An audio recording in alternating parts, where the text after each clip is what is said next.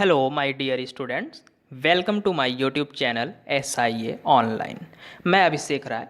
आज हम लोग डिस्कशन करने वाले हैं Uttar Pradesh public service commission assistant engineer 2019 question paper with detail solution.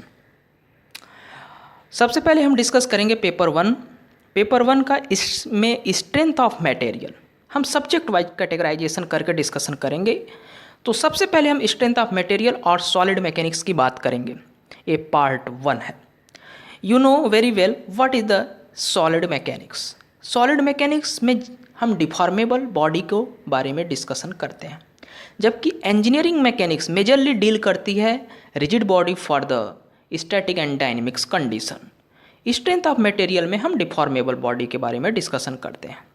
तो चलिए शुरू करते हैं क्वेश्चन नंबर 1 से। जैसा कि आप देख सकते हैं, A prismatic bar in compression has a cross-sectional area 1200 mm square and carries a load P is equal to 90 kN.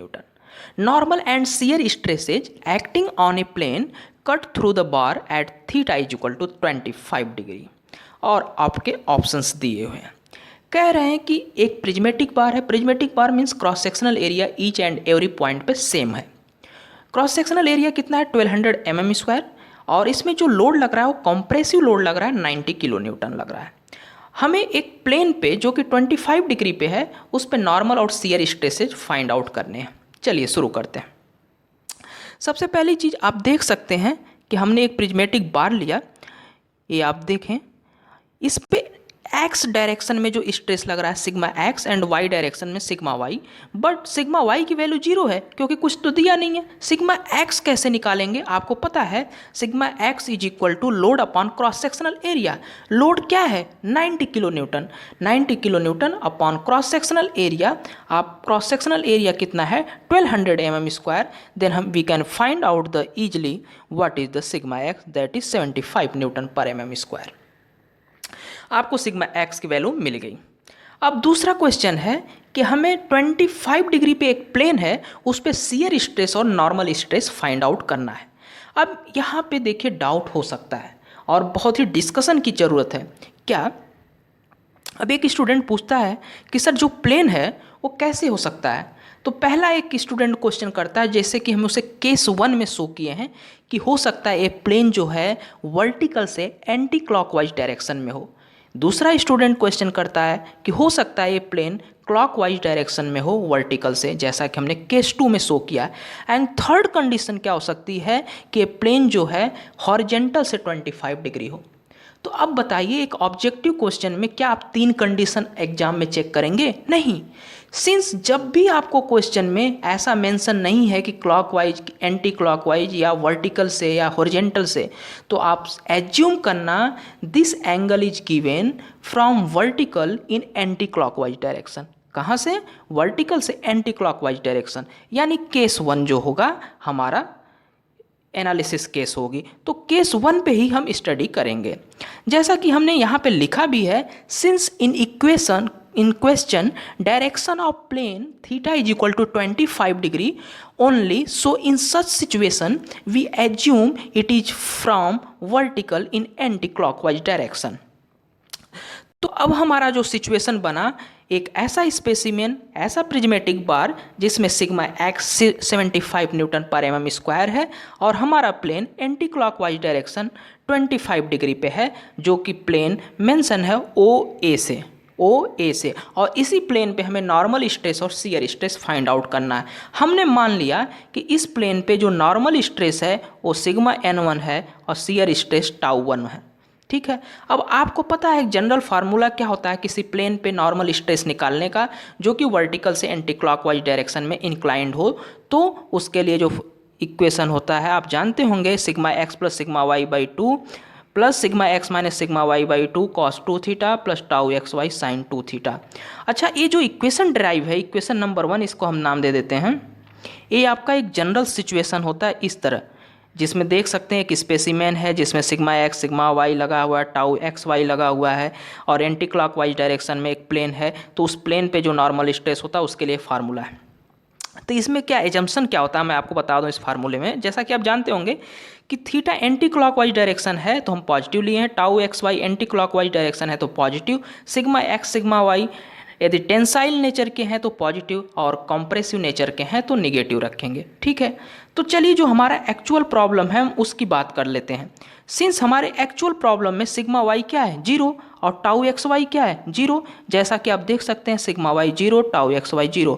अब इस चीज़ को ले जाकर हम इक्वेशन नंबर 1 में पुट कर देंगे और सिग्मा एक्स की वैल्यू क्या रखेंगे 75 न्यूटन पर m square, not 75 minus 75, since sigma x is the compressive nature. यदि हम इसको यहाँ पे पुट करेंगे तो आपको मिल जाएगा सिग्मा n1, देखिए sigma n1 is equal to minus 61.6 newton पर एम स्क्वायर। उसी तरह से जब हम कॉम्प्रेसिव शियर स्ट्रेस निकालेंगे तो शियर स्ट्रेस का फार्मूला आप जानते हैं, माइनस ब्रैकेट में sigma x minus sigma y by 2 sine 2 theta plus tau x y cos 2 theta, जैसा कि आप इक्वेशन देख सकते हैं। सिंस हमारा प्रॉब्लम में क्या है टाउ एक्स वाई 0 है, सिग्मा वाई 0 है, तो आप सिर्फ वैल्यू पुट करें तो आपको टाउ एक्स वाई की वैल्यू 28.72 न्यूटन पर एम स्क्वायर मिल गया। तो इस तरह से हमारा नॉर्मल स्ट्रेस ओ ए प्लेन पे 61.6 न्यूटन पर एम स्क्वायर और मेगा पास्कल और शियर स्ट्रेस 28.72 न्यूटन पर एम स्क्वायर। इस तरह से आपको जो आंसर मिलेगा वो option A is the correct answer. Option A is the correct answer. ठीक है, अब बात करते हैं नेक्स्ट क्वेश्चन की, question number 2।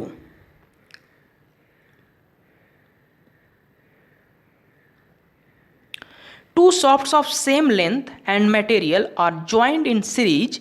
If the ratio of their diameter is 2, then the ratio of their angle of twist will be। करें दो सॉफ्ट्स हैं, एक सॉफ्ट का डायमीटर 2d है, दूसरे सॉफ्ट का डायमीटर d है, मतलब ratio of diameter is 2। Then what will the then the ratio of their angle of twist, मतलब उनके एंगल ऑफ ट्विस्ट का जो रेशियो क्या होगा। तो देखिए कभी कभी हमें क्या होता है ऑप्शंस को ऑब्जर्व करना होता है और ऑब्जर्वेशन के बेसिस पे हमें सोल्यूशन का प्रोसीजर टैकल करना पड़ता है। देखिए सबसे पहली चीज़ क्या है, एंगल ऑफ ट्विस्ट क्या होता है, theta is equal to T L upon G I P, theta is equal to T L upon G I P, जैसा कि आप देख रहे हैं। Since both the shafts are subjected to the same torque T and length of both shafts are also same, G is the modulus of rigidity, modulus of rigidity दोनों shaft के लिए same है, IP is the polar moment of inertia, for the circular shaft polar moment of inertia कितना हो जाएगा π/30 d के power 4।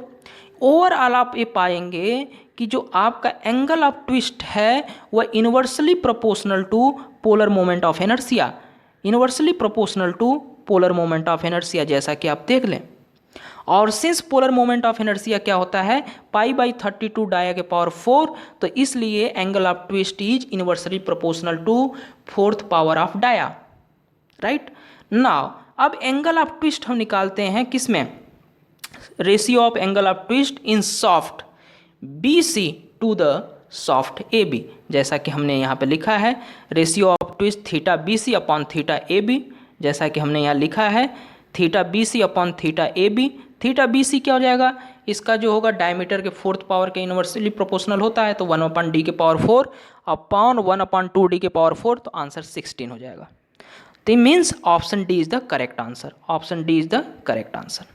अब एक स्टूडेंट क्वेश्चन पूछता है जो कि एक डिस्कशन का मुद्दा है। क्या स्टूडेंट का क्वेश्चन है कि आपने जो angle of twist in soft VC निकाला वह विथ रेस्पेक्ट टू B निकाला है। यस 100% सही बात है। और एंगल ऑफ ट्विस्ट जो AB में निकाला है वह विथ रेस्पेक्ट टू A निकाला है, सही बात है। और इस हिसाब से हमने इसे सॉल्व किया है।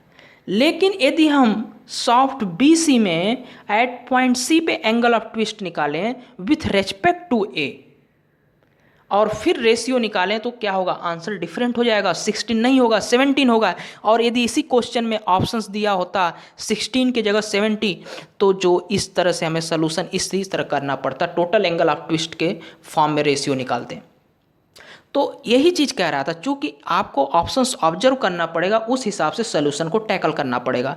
तो चलिए हम सेकंड सिचुएशंस को भी डिस्कस कर लेते हैं। जब हम total angle of twist at point C निकालते हैं with respect to A and angle of twist at B with respect to A, तो क्या रेशियो होगा एंगल ऑफ ट्विस्ट का, वो हम नीचे देख लेते हैं। चलिए आइए देखते हैं। जैसे डिस्कशन में आप देख सकते हैं, डिस्कशन वाला पॉइंट ये डिस्कशन वाला पॉइंट है। एंगल ऑफ ट्विस्ट एट सी किसके रेस्पेक्ट में, विथ रेस्पेक्ट टू ए, तो क्या हो जाएगा TL/GIP AB plus TL/GIP BC, और इस तरह से हम वैल्यू रख लेंगे तो आपको कुछ इक्वेशन 1 मिल गया। और थीटा भी angle of twist at B with respect to A TL/GIP AB, इस तरह इक्वेशन 2 मिल गया। दोनों का रेशियो निकालेंगे तो हमें 17 आंसर मिलेगा, लेकिन 17 ऑप्शन में नहीं दिया है, तो इसका मतलब जो वहाँ पे एंगल ऑफ ट्विस्ट निकाला गया है वह उस अप्रोच से निकाला गया है। मीन्स सॉफ्ट BC में एंगल ऑफ ट्विस्ट जो है विथ रेस्पेक्ट टू B है, और सॉफ्ट AB में जो एंगल ऑफ ट्विस्ट है विथ रेस्पेक्ट टू A है। लेकिन जब 17 आंसर होता है तो सॉफ्ट BC में angle of twist at point C जो है विथ रेस्पेक्ट टू A, इसे हम बोलते हैं total angle of twist at point C। तो इस तरह से भी आंसर होगा, लेकिन जैसा ऑप्शंस दिया उस हिसाब से हमने सोल्यूशन किया। ठीक है, चलते हैं नेक्स्ट क्वेश्चन नंबर 3 की तरफ। A cast iron column of external dia of 300 mm is 20 mm thick. Find the safe compressive load on column with factor of safety 5 if the crushing strength of material is 550 Newton per mm square. एक cast iron का column है जिसका external diameter 300 mm दे रखा है, जैसा कि आप देख सकते हैं। ये 300 mm इसका एक्सटर्नल डायमीटर है, थिकनेस दे रखी है 20 mm, तो internal diameter will be DI is equal to 260 mm। ठीक, सेफ लोड क्या होता है? सेफ लोड होता है failure load upon factor of safety. Failure load क्या है? क्रशिंग स्ट्रेंथ इनटू एरिया, जैसा कि यहाँ पे लिखा है crushing strength into area upon factor of safety. Crushing strength कितना है? 550 न्यूटन पर mm स्क्वायर। एरिया क्या हो जाएगा? हॉलो कॉलम का एरिया आप निकाल सकते हैं, अपॉन फैक्टर ऑफ सेफ्टी जो आपका 5 है, तो आपको आंसर इतना मिलेगा। किलो न्यूटन में देखा जाए तो 1935.22 किलो न्यूटन। तो इस तरह से आपका option B is the correct answer. Option B आपका करेक्ट आंसर हो जाएगा। ये इजी क्वेश्चन था। ठीक है, अब हम चलते हैं नेक्स्ट। अच्छा, एक चलिए आप डिस्कशन कर रहे थे तो एक बात डिस्कस कर लेते हैं, difference between the crushing load and buckling load. Crushing load और बकलिंग लोड में क्या डिफरेंस होता है? देखिए माय डियर स्टूडेंट, ये बहुत इंपॉर्टेंट पॉइंट है, आपको बता देता हूँ। बकलिंग लोड जनरली जो होता है लॉन्ग कॉलम के लिए डिफाइन किया जाता है। बात एक ही है, बकलिंग लोड भी कहीं ना कहीं आपका फेलर से रिलेटेड है, मतलब अनडिजायर्ड चीज़ है, लेकिन फॉर द लॉन्ग कॉलम। और क्रशिंग लोड जो है ये क्या होता है? शॉर्ट कॉलम के लिए डिफाइन होता है, खासतौर से शॉर्ट कॉलम के लिए वर्ड यूज किया जाता है। ठीक है, अब एक क्वेश्चन और है, which one is more between buckling load and crippling load. आपने स्टील स्ट्रक्चर में जब भी गर्डर्स पढ़े होंगे तो बकलिंग लोड क्रिपलिंग लोड का बार बार डिस्कशन होता है। तो माय डियर स्टूडेंट, हमेशा क्रिपलिंग लोड जो होता है बकलिंग लोड से ज़्यादा होता है। ठीक है, क्रिपलिंग लोड क्या होता है? जब कहीं पे पॉइंट लोड लग रहा होता है, हैवी लोड लग रहा होता है, तो वहाँ पे लोकलाइज्ड बकलिंग हो जाता है, उसी को हम क्रिपलिंग करते हैं। अब बकलिंग जो होता है इंटायर सेक्शन में बकलिंग होती है। ठीक है, क्रिपलिंग क्या है? बकलिंग का फॉर्म है, लेकिन ये लोकलाइज्ड फॉर्म में होता है, जहाँ पे हैवी पॉइंट लोड लग रहा होता है। ठीक है, वहाँ पे क्रिपलिंग लोड होता है। What is buckling and bending? अब एक स्टूडेंट पूछता है, सर बकलिंग और बेंडिंग में डिफरेंस क्या है? तो my dear student, buckling is also a form of bending, but it is a undesired bending. Means undesired bending is known as buckling. मतलब आप यही कहेंगे, आपसे इंटरव्यू में यदि क्वेश्चन पूछा जाता है व्हाट इज बकलिंग, तो it is a undesired bending. ठीक है, तो देखिए मैं आपको 3 चीज़ें बताया, तो ये होता है डिस्कशन का बेनिफिट। चलिए हम क्वेश्चन नंबर 4 पे चलते हैं। ए simply supported beam of length 6 meter carries a point load at the center of the beam such that maximum bending moment there is 12 kilonewton meter. If EI is the flexural rigidity of the beam, the deflection at the center is. Options दे रखे हैं जैसा कि आप देख रहे हैं।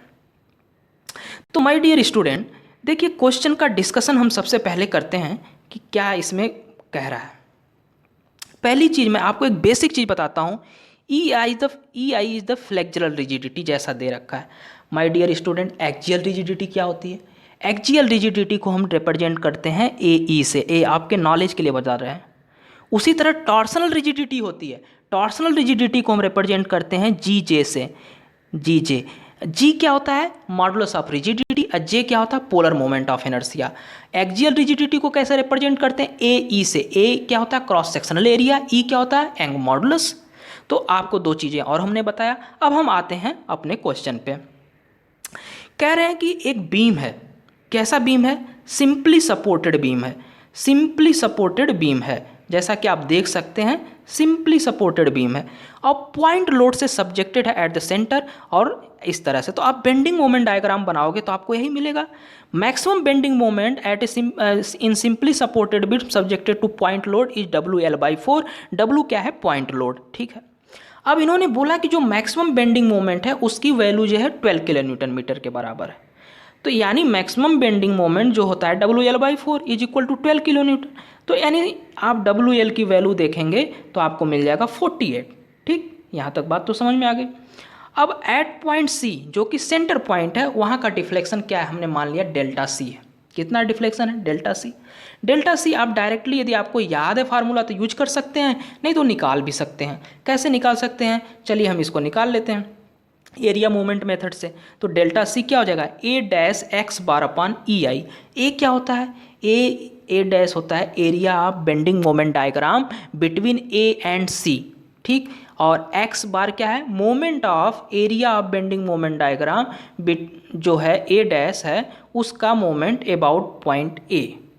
तो चलिए देखते हैं, जैसे डेल्टा C A डैश क्या हो जाएगा, बेंडिंग मोमेंट डायग्राम का area between A and C। तो आप इसे फिगर में ऑब्जर्व कर सकते हैं, आपका पॉइंट A है और ये मिड पॉइंट पे C है। तो A और C के बीच में क्या हो जाएगा, half into WL/4 into L/2 और इसी एरिया का मोमेंट अबाउट A लोगे तो कितना डिस्टेंस हो जाएगा, 2/3 इंटू L/2 अपॉन EI। तो इसे जब आप सॉल्व करोगे तो आपको आंसर मिलेगा WL3/48EI। आप हमेशा रिमेंबर करो, याद रखना कि जब भी simply supported beam subjected to the point load at a centre तो maximum deflection at a centre होगा और उसकी वैल्यू होती है WL3/48EI। ठीक है, ठीक है। अब WL3 को हम लिख सकते हैं WL इंटू L²/48EI और WL की वैल्यू आपको पता है 48 और L की वैल्यू पता है 6। आप रख दोगे आंसर मिल जाएगा 36/EI। तो आपका ऑप्शन क्या हो जाएगा, option C is the correct answer, option C is the correct answer. ठीक है, नेक्स्ट क्वेश्चन, क्वेश्चन नंबर 5 पे अब हम पहुंच चुके हैं। When a body is subjected to direct tensile stress P in one plane accompanied by simple shear stress Q, the maximum normal stress will be। Maximum normal stress आपसे पूछ रहे हैं। सबसे पहली चीज my dear student, what is the maximum normal stress. इसी को बोलते हैं principal stress, major principal stress and minor principal stress. यही तो होते हैं maximum normal stress and minimum normal stress. तो मैक्सिमम नॉर्मल स्ट्रेस उस प्लेन पे होगा जिस पे हमारा शियर स्ट्रेस 0 हो और इसी को बोलते हैं मेजर प्रिंसिपल स्ट्रेस। और जिस पे नॉर्मल स्ट्रेस मिनिमम हो वो होता है माइनर प्रिंसिपल स्ट्रेस। ठीक है, प्रिंसिपल स्ट्रेस होने के लिए ही एक कंडीशन जरूरी है कि उस प्लेन पे शियर स्ट्रेस क्या हो, 0।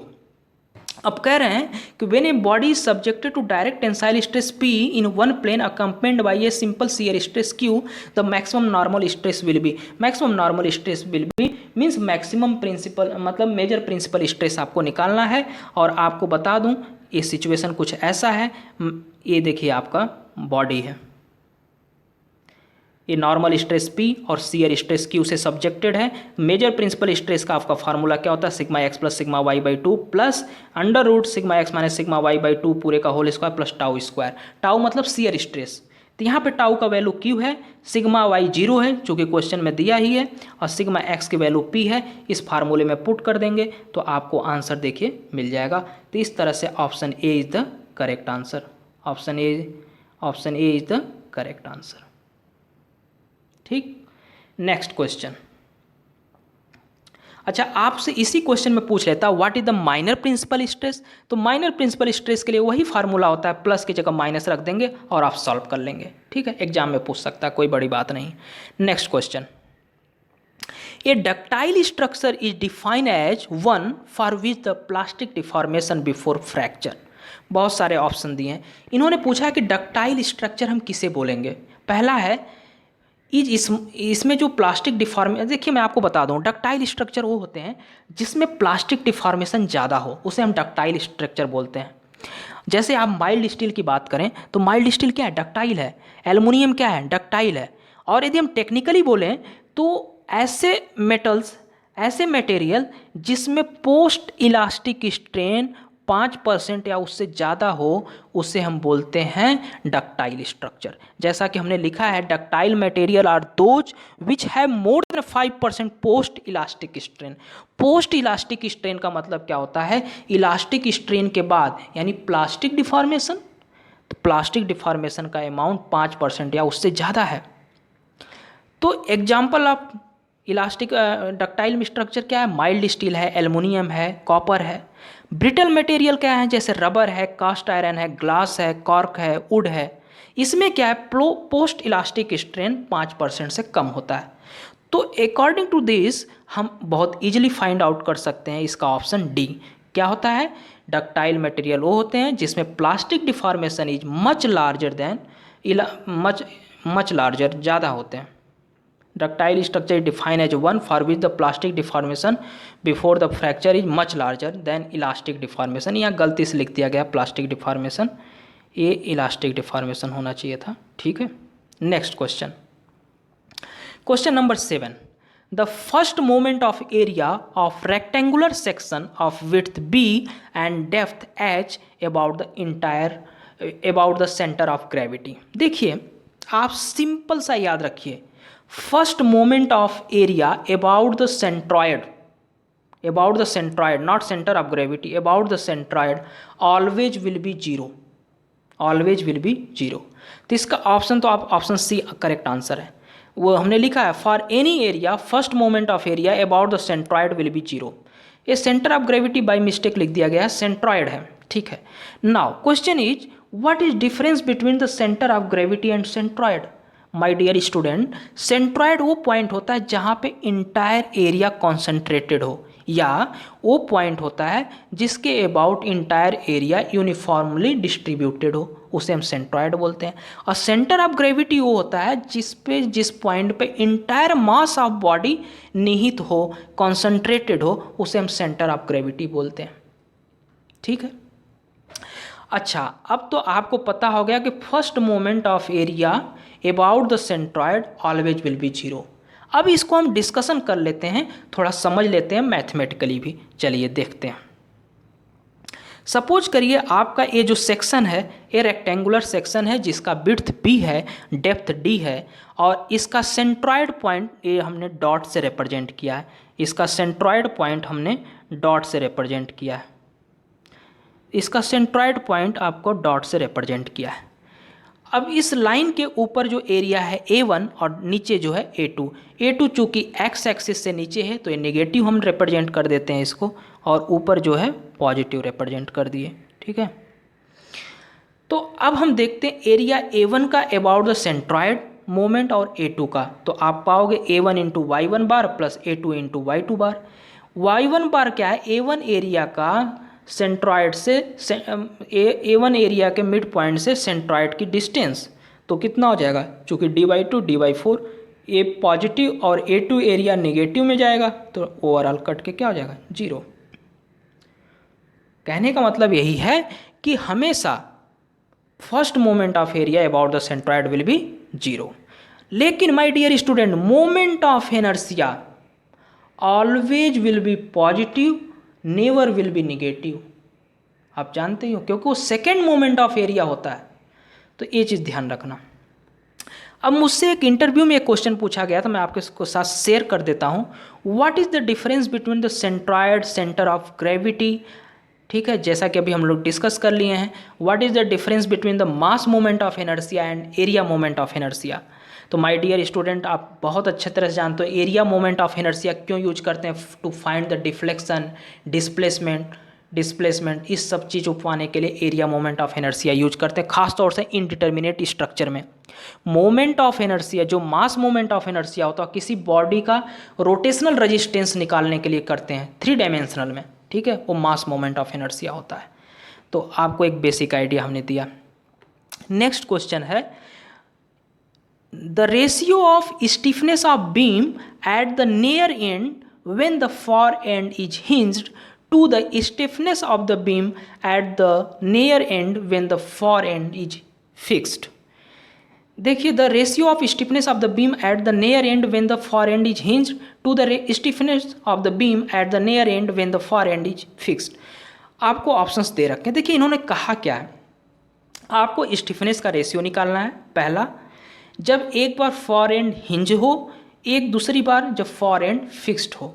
तो जैसे कि आपको फिगर में दिखा देता हूँ। पहले सबसे पहले आप ये देख सकते हैं, पहला केस देखिए ये, इसमें क्या है कि फॉर एंड हिंज है। फॉर एंड मतलब मान लेते हैं आपका ये का नाम है नियर एंड है, जिस पे आपने मोमेंट लगाया, और तो इसका फॉर एंड क्या है, हिंज्ड है। और दूसरा देखिए, दूसरा केस क्या है, ये आपका जिस एंड पे मोमेंट लगाया ये है, और फॉर एंड क्या है, फिक्स्ड है। तो इन दोनों सिचुएशन में जो स्टिफनेस होगा उसी का रेशियो आपको निकालना है। तो सबसे माय डियर स्टूडेंट, सबसे पहले बात उठती है कि what is the stiffness. Stiffness क्या होता है? तो स्टिफनेस क्या होता है, द फोर्स और moment developed due to unit displacement. मतलब कोई जॉइंट है, यदि आप वहाँ पे यूनिट डिस्प्लेसमेंट देते हैं तो कितना फोर्स या मोमेंट उस वहाँ पे डेवलप होगा, वही स्टिफनेस कहलाता है। फोर्स या मोमेंट की बात है तो यानी डिस्प्लेसमेंट स्लोप होगा, और डायरेक्ट फोर्स की बात है तो डिफ्लेक्शन होगा। डिस्प्लेसमेंट क्या होता है my dear student? Displacement is a very generalised term. Displacement का मतलब डिफ्लेक्शन भी हो सकता है और स्लोप भी हो सकता है, ठीक है। यदि स्लोप है तो मोमेंट से रिलेटेड होगा, और डिफ्लेक्शन है तो डायरेक्ट फोर्स से रिलेटेड होगा। ये आपको हमने बेसिक आइडिया दिया। अब हम आते हैं क्वेश्चन पे। पहला, stiffness of beam at near end when far end is hinged. मतलब नियर एंड पे हमने क्या हुआ, एक मोमेंट इस तरह से आप देख सकते हैं, एक कोऑर्डिनेट लिया जिस कोऑर्डिनेट का नाम है 1, ठीक है, और फार एंड क्या है, हिंज्ड है। जैसे कि ये आप देख सकते हैं, हिंज्ड है। अब आपको क्या करना है, आपको यूनिट रोटेशन देना है। वो रोटेशन की वैल्यू कितना है, θ1। तो आपको पता है यूनिट रोटेशन θ1 दिया तो कितना मोमेंट डेवलप हुआ, दैट इज m। तो m बाई θ1 क्या होता है, 3EI/L जब फॉर एंड हिंज्ड हो, और जब फॉर एंड फिक्स्ड हो तो वही m बाई θ2 मान लेते हैं सेकेंड स्टेज में, वो होता 4EI/L। पहला K11, दूसरा K22। Ratio of K11 upon K22 is equal to 3EI/L upon 4EI/L बराबर 3/4। Option B is the correct answer. अब देखिए ये तो हमने सॉल्व कर दिया, लाइए हम इस पर डिस्कशन कर लेते हैं किस तरह से आपने स्टिफनेस फाइंड आउट किया। चलिए शुरू करते हैं। पहला चीज, जब आपका फॉर एंड हिंज्ड हो और इस ए पॉइंट पे आपको क्या नाम है, स्टिफनेस निकालना है, ठीक है। तो आपको स्टिफनेस निकालना है कि मतलब क्या करना है, यहाँ पे आपको यूनिट रोटेशन देना है। तो यूनिट रोटेशन हमने कितना दिया था, θ1, ठीक है। और हमने एक θ1 जब रोटेशन दिया तो वहाँ पे जो मोमेंट डेवलप हुआ वही हमारा स्टिफनेस कहलाया। और जो मान लेते हैं जो मोमेंट डेवलप हुआ वह m है, क्या है, m है। तो यदि हम बेंडिंग मोमेंट डायग्राम बनाएं तो m/EI डायग्राम ऐसा कुछ बनेगा। और m/EI डायग्राम यदि बनाया तो एक कॉन्जुगेट बीम होगा कि नहीं। कॉन्जुगेट बीम के लिए m/EI डायग्राम लोडिंग का काम करता है, आप जानते हैं। तो आपको पता है कि इन कॉन्जुगेट बीम में किसी भी पॉइंट पे स्लोप जो होता है, एक्चुअल प्रॉब्लम में किसी भी पॉइंट पे स्लोप जो होता है वो कॉन्जुगेट बीम में उस पॉइंट पे शियर फोर्स होता है। चूँकि हमें ए पॉइंट पे यूनिट रोटेशन θ1 दिया है, उस θ1 की वैल्यू यदि हमें फाइंड आउट करना है तो कॉन्जुगेट बीम में shear force at point A निकाल लिया। तो शियर फोर्स कितना हो जाएगा ए पॉइंट पे, हाफ m/EI इंटू एल, मतलब टोटल लोडिंग का 2/3, तो हो जाएगा ml/3EI। ये क्या है, θ1। तो m/θ1 यहाँ से निकाल सकते हैं 3EI/L। इसी को हमने K11 नाम दिया था ऊपर, समझ सकते हैं बात। अब कंडीशन 2, जब फॉर एंड फिक्स्ड हो तो आपको पता है जब फॉर एंड फिक्स्ड है, यहाँ पे यदि मोमेंट आप लगाते हैं नियर एंड पे तो उसका हाफ डिस्ट्रीब्यूट हो जाता है जो कैरी ओवर मोमेंट के फॉर्म में फिक्स्ड पॉइंट पे, ये तो आप अच्छी तरह जानते हैं। अब हम कॉन्जुगेट बीम बना के θ2 निकाल लेते हैं। θ2 मतलब shear force at point near and, तो हम सॉल्व कर लिए तो m/θ2 आपको मिल गया 4EI/L। तो इसको हमने ऊपर सॉल्व कर चुके हैं। तो ये कैसे हुआ इसके बारे में डिस्कशन किए। कोई डाउट होगा तो आप पूछिएगा, और इसका हम पार्ट 2 जस्ट इसके बाद ले आने वाले हैं। थैंक यू गाइज, पढ़ते रहिए, मेहनत करते रहिए, धन्यवाद।